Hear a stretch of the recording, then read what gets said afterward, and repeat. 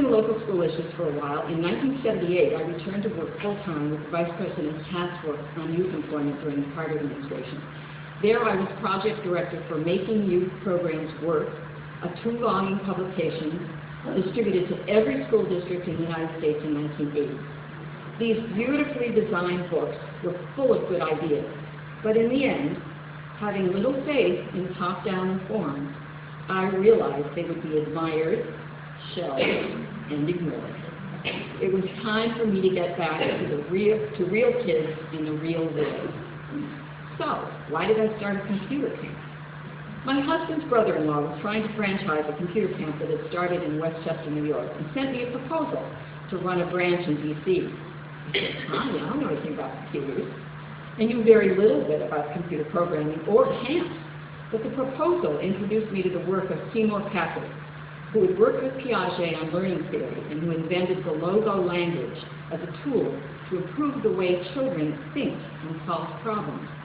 I also was aware of how exciting computers were to my own children, and I saw a chance to do something educational in a context free of the bureaucracy of the school system. Instead of doing a franchise, I started my own day camp, the TIC summer camp, with a fundamental principle of half a day of computers and half a day of sports, a good mind and body balance. The idea of kids sitting in front of computers all day during the summer appalled me, and still does. The camp took off and has been very successful for 26 years in the Washington, D.C. area. Not only did I know little about computer programming, I knew next to nothing about athletics. I was what we at TIC called a reluctant athlete as a child, and I had to take an additional semester of PE at Wells because I cut too many PE classes. So, what made me think I could design and manage a technology and sports camp? Well, I was always a bossy kid, you know. And I liked organizing, creating structures so things can work. But my management style evolved by accident. Since I knew what I wanted, but didn't know how to do it, my staff was empowered from the beginning. They got to create the programs and thus had ownership. Despite the camp's success for many years, I felt guilty about not using my PhD in education for what it was intended, to improve public education. I particularly regretted that my efforts were no longer serving mainly economically disadvantaged kids.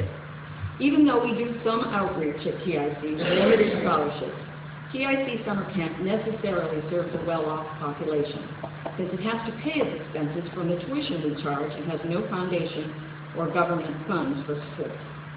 I worried that my own education, particularly my doctoral work, was being wasted on a recreational experience for privileged children.